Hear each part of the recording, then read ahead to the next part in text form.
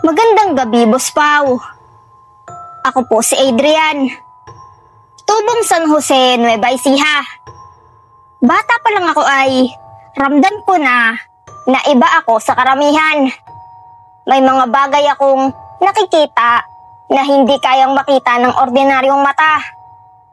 Sabi ng mga matatanda ay swerte raw ang may ikatlong mata dahil nagagabayan sila sa buhay. Pero sa karanasan ko, Boss Pao, hindi ito swerte, kundi isang sumpa. Lumaki ako sa isang lumang bahay, sa gilid ng palayan. Sa araw, payapa at masaya. Pero sa gabi, tila ibang mundo ang bumabalot dito. Ang aming baryo, Boss Pao, ay malapit sa liblib na gubat sa San Leonardo. At may mga kwento ang matatanda tungkol sa mga kaluluwang hindi matahimik at mga engkanto na nagbabantay roon. Noong una ay maliliit na anino lang ang nakikita ko. Mga hugis na dumadaan sa gilid ng aking paningin. Ngunit habang tumatanda ako, ay lumilinaw at humahaba ang mga pagdalaw nila. Minsan, Boss Pao, may matanda akong nakikitang naglalakad sa sala, nakadamit ng lumang barong Tagalog, at naglalaho na lang kapag nilapitan ko na. Minsan naman sa banyo, may bata akong nakikita na nakaupo sa sahig, nakayuko at humihikbi ng mahina. Dumating ang isang gabi ng Nobyembre. Panahon yun ng undas. Nang magsimula ang mga mas matitinding karanasan. Nakaupo ako sa aming balkonahe nang mapansin kong may babae sa gitna ng palayan. Mahaba ang buhok noon, Boss Pao. Nakaputing bestida at tila nakatitig sa akin kahit na malayo siya. Nang kumurap ako ay nasa mismong gilid na siya ng bahay namin. Hindi siya gumagalaw, pero ramdam ko ang bigat ng presensya niya.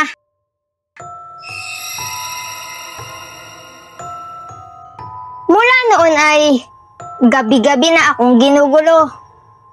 Sa San Jose, kapag alas 12 ng gabi, sinasabing nagsisimula raw maglakad ang mga kaluluwang hindi matahimik. At iyon mismo ang nararanasan ko. Minsan, Boss Pao, nagigising akong may malamig na kamay na nakahawak sa aking paa. Minsan naman ay nakakarinig ako ng kaluskos ng mga yabag sa kahoy na sahig. Kahit ako lang ang tao sa bahay. Ilang beses pa, sinubukan ko nang magpatingin sa albularyo sa bayan ng Gapan. Ang sabi niya, bukas na bukas ang ikatlong mata mo. Kaya't lahat ng kaluluwa dito ay nakikita ka. Pinayuhan niya akong magsabit ng bawang at asin sa bawat sulok ng bahay at mag-alay ng kandila para sa mga ligaw na espiritu. Sinunod ko iyon, Boss Pao. Ngunit mas lalo lang silang dumami. Isang gabi ay habang naglalakad ako pauwi mula sa tindahan sa Cabanatuan Road, nakasalubong ko ang sarili ko. Oo, Boss Pao, ang sarili ko. Suot ang parehong damit, dala ang parehong bag, at nakangiting nakatitig sa akin. Nanlamig ang buong katawan ko at napaatras ako. Nang subukan kong kumurap, ay nawala siya. Pero naiwan ang matinding takot sa dibdib ko. Simula noon, Boss Pao, hindi na lamang basta multo ang nakikita ko. May mga nilalang na hindi ko kayang ipaliwanag. May hugis na parang tao pero sobrang haba ng katawan. Mayroon ding nakabitin sa bubong na parang aninong may pulang mata. Tuwing madaling araw pa ay parang may nagbubulungan sa tenga ko. Mga salitang hindi ko naman maintindihan. Sa bayan ng Talavera, Boss Pao, minsan akong nakitulog sa kaibigan para makaiwas sa mga kababalaghan sa bahay. Ngunit kahit doon, hindi pa rin ako nakaligtas. Sa gitna ng gabi, may nakita akong babae sa gilid ng kama. Nakayuko, duguan ang muka, at paulit-ulit na bumubulong ng, "Nakikita mo ba ako?" Hindi ko alam kung paano ko natagalan ang buong magdamag na iyon. Ang pinakamatinding nangyari ay isang gabi ng tag-ulan. Malakas ang kulog at kidlat sa Nueva Ecija. Nagising akong nakaupo na ako sa sala nang hindi ko alam kung paano ako nakarating doon, Boss Pao. At sa paligid ko ay napakaraming anino. Nakapalibot sila sa akin. Nakatayo, nakatitig lang sa akin. At tila naghihintay ng pagkakataon. Nararamdaman ko ang kanilang galit, ang kanilang gutom, at ang kanilang pagnanais na makasama ako sa mundo nila. Hanggang ngayon ay dala ko pa rin ang sumpa ng ikatlong mata. Hindi ko alam kung hanggang kailan ko kakayanin ang mga lugar na dinadaanan ko sa San Jose, Sagapan, sa Cabanatuan, at pati sa Talavera. Lahat ay may marka ng kanilang presensya. At bawat gabing dumarating, parang mas lalo silang lumalakas at mas lumalapit. Kung may pagkakataong ibabalik sa normal ang buhay ko, nais kong ipasara, Boss Pao, ang ikatlong Kung may pagkakataong ibabalik sa normal ang buhay ko, nais kong ipasara, Boss Pao, ang ikatlong mata na ito. Ngunit tila huli na, sapagkat ang mga nilalang na ito ay nagising na at hindi na muling mawawala.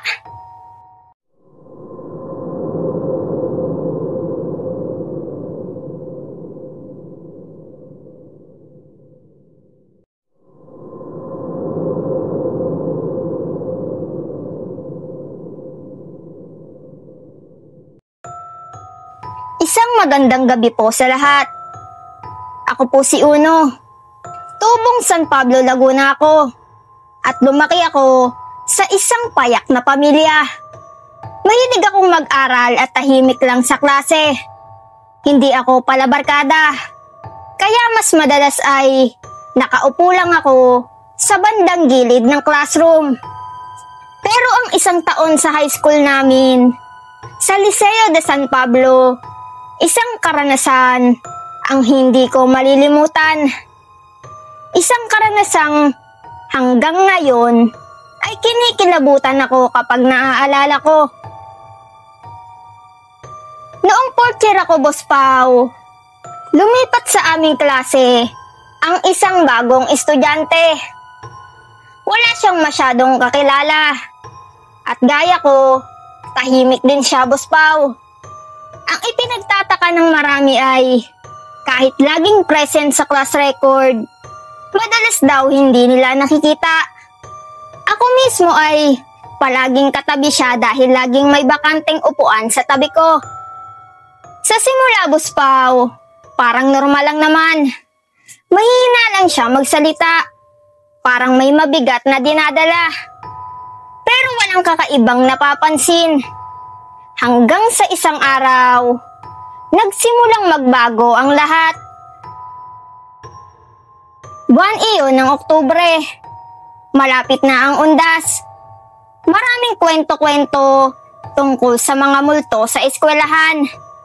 Lalo na at matanda na ang gusali namin. Sabi ng mga janitor, dati raw ospital ang bahagi ng eskwelahan bago ito ginawang paaralan. Marami raw na namatay doon noong gera at may mga pasyenteng hindi na nakaligtas. Isang gabi, naiwan ako sa school para sa practice sa gymnasium. Dumaan ako sa koridor ng lumang building para makaiwas sa maingay na daan. Habang naglalakad ako, Boss Pao, narinig ko ang yapak ng sapatos sa sahig na kahoy.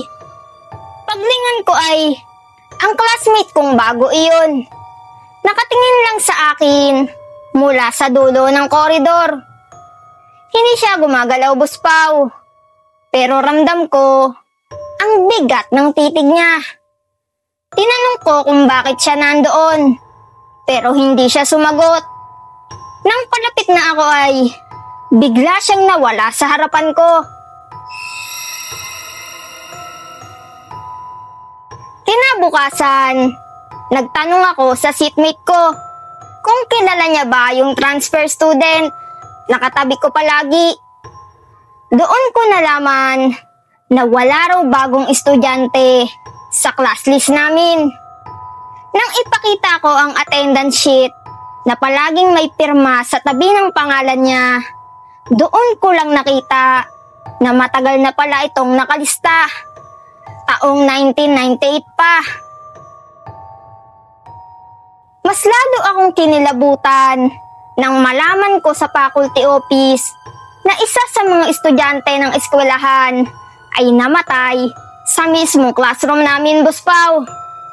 Nakaupo sa bandang gilid kung saan ako nakaupo ngayon. Na-stroke daw iyon habang exam at hindi na umabot sa ospital. Ang pangalan niya ay eksaktong pangalan ng classmate ko. Mula noon ay hindi na ako mapakali. Kada klase, ramdam ko ang lamig ng hangin sa kanan ko. Kahit walang laman ang upuan, lagi itong nakahanda. Kapag may ibang umuupo roon, hindi sila tumatagal. Nahihilo, nagsusuka, o di kaya ay susumpungin ng lagnat. Hanggang sa isang gabi bago mag-undas, nagkaroon kami ng overnight sa school para sa paghahanda ng event. Bandang 2:00 ng madaling araw, Boss Pao, ay pumunta ako ng CR sa lumang building. Doon ay sa salamin ng CR, nakita ko siya sa likod ko. Nakangiti lang, pero wala siyang mata, kundi malalalim na butas na nangingitim. Ang ngiti niya ay lampas tenga, at habang nakatitig siya sa akin, ay narinig ko ang isang bulong. "Salamat at lagi mo akong sinasamahan." Paglingon ko, Boss Pao, ay wala na siya. Pero ang refleksyon niya ay naiwan pa rin sa salamin. Hindi na ako nakapagsalita. Tumakbo ako palabas ng gusali. Pagkatapos ng gabing iyon, ay nagdesisyon akong lumipat ng upuan. Pero kahit saan ako lumipat, palaging may sulat sa desk ko na parang sinulat gamit ang lapis. "Dito ka lang." At hanggang ngayon, Boss Pao, sa tuwing napapadaan ako sa lumang building ng Liceo de San Pablo, pakiramdam ko ay may matang nakamasid at may upuang hindi dapat bakante. Dahil doon nakaupo ang classmate na hindi na dapat bumalik.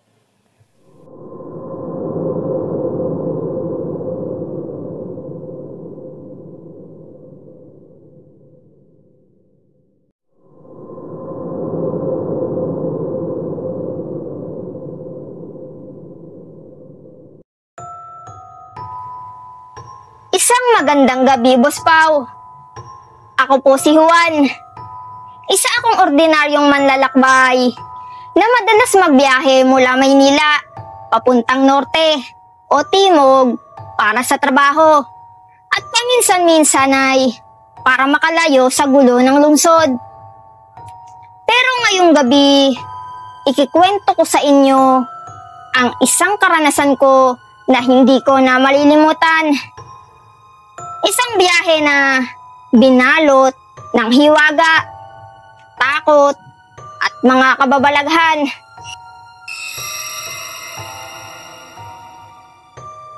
Ang simula ng lahat ay isang maulang gabi ng Disyembre. Kakagaling ko noon sa Maynila mula sa Cubao Bus Terminal. Aabutin ko sana ang bayan ng Atimonan sa Quezon para makadalo sa isang kasal ng kamag-anak. Sanay na ako sa mahahabang biyahe.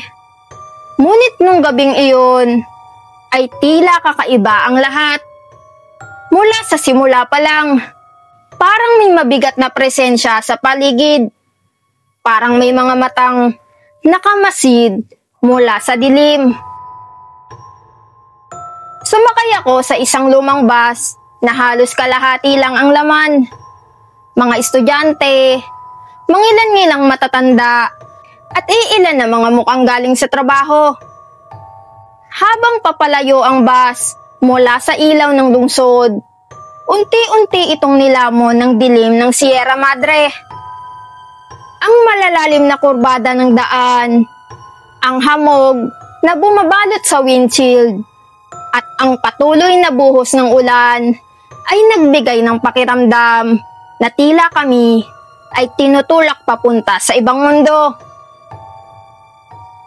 Sa bawat baryo na dinaraanan namin, makikita ang mga lumang waiting shed na walang tao, mga poste ng ilaw na nanginginig ang sindi, at mga bahay na tila pinabayaan na. Pagdating sa bahagi ng Lopez, Quezon, doon ko unang naramdaman ang kakaibang kilabot. Napansin kong palagi kaming may nakakasalubong na isang lumang jeep na kulay puti, puno ng pasahero. Ngunit ang nakapagtataka ay 3 beses naming nadaanan ang parehong jeep sa parehong kalsada at parehong muka ng mga nakasakay. Hindi ito mapapansin ng iba, Boss Pao. Pero dahil ako ay nakadungaw lang sa bintana, naitala ko ang bawat detalye. Habang lumalalim ang gabi, mas lalo kaming nilamon ng katahimikan. Wala kang maririnig, kundi ang makina ng bus at ang lagaslas ng ulan. Pero sa tuwing daraan kami sa malalawak na palayan ng Gumaka, may tunog ng kalusko sa labas. Kahit walang dapat ay naroon. Ang ilan sa mga pasahero ay napapansin ko na biglang napapapikit o napapahawak ng maigpit sa upuan. Dumating kami sa isang bahagi ng kalsada kung saan kilala ang mga aksidente. Ang tinatawag na bitukang manok sa Atimonan. Doon nagsimulang magbago ang lahat. Biglang nagpreno ang bus, Boss Pao, at ang mga ilaw ay nag-flash. Walang nakaharang, pero sabi ng driver, parang may tumawid.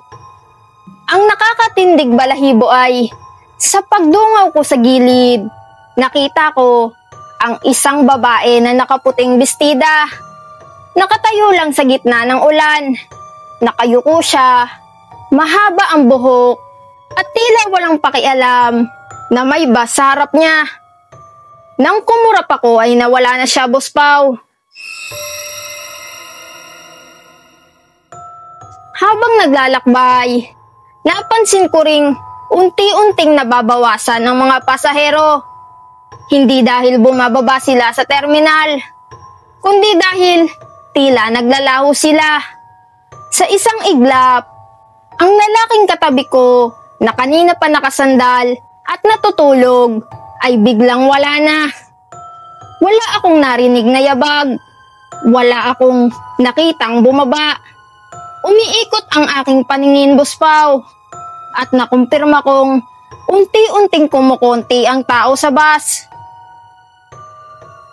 Pagsapit namin sa isang baryo, malapit sa Pagbilao, narinig ko ang bulungan ng dalawang matanda sa dulo ng bus. Hindi sila nagsasalita ng normal, parang nagdadasal, pero paikot-ikot ang salita. Bigla kong naalala ang mga pamahiin ng matatanda. Huwag na huwag kang titingin sa salamin ng bus kapag tumatawid ng mga liblib na daan. Ngunit nadala ako ng kuryosidad. Nang silipin ko ang rearview mirror ng bus, nakita ko hindi lamang ang mga pasahero, kundi mga muka ng hindi ko kilala. Nakamasid lang, nakangisi, at tila inaabangan ang bawat isa sa amin.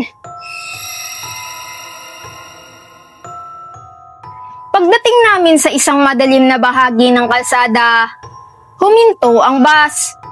Wala namang checkpoint, wala ring gasolinahan. Tahimik lang ang lahat. Doon na pagtanto ko, Boss Pao. Wala na halos pasahero, Boss Pao. Ako na lang ang natira, ang driver at isang babaeng pasahero. Ngunit nang lingunin ko ang babae, hindi siya ang mukha kanina. Namutla siya, nannilisik ang mga mata, at nakangiti ng malamig. Naging malinaw sa akin, Boss Pao, na ang biyaheng ito ay hindi basta ordinaryo. Parang nilihis kami sa kalsadang hindi nasakop ng mundong kilala ko. Ang mga puno ay tila nakayuko. Ang daan ay paikot-ikot. At kahit anong gawin ng driver, hindi kami makalabas. Paulit-ulit kaming bumabalik sa parehong lugar. Isang waiting shed na may nakasabit na lumang karatula ng maligayang pagdating sa Quezon. Dito ko napagtanto ang hiwaga ng gabing iyon, Boss Pao. Ang bus na sinakyan ko ay hindi lamang basta sasakyan patungo sa isang probinsya. Isa itong daan ng mga kaluluwang hindi pa nakakaalis, mga espiritong naligaw, at mga nilalang na nag-aabang ng bagong kasama. At sa gabing iyon, muntik na akong maging bahagi nila. Hanggang ngayon, tuwing sumasapit ang gabi at naririnig ko ang kulog at patak ng ulan, bumabalik sa isip ko ang biyaheng iyon. Ang bus, ang mga nawawalang pasahero, ang babaeng nakaputi sa gitna ng ulan, at ang walang katapusang kalsada na paulit-ulit lang naming tinatahak. At ngayon ay tinatanong ko ang sarili ko, Boss Pao, talaga bang nakauwi ako sa Atimona ng gabing iyon? O hanggang ngayon ay nasa biyahe pa rin ako, nakakulong sa mundong binalot ng hiwaga?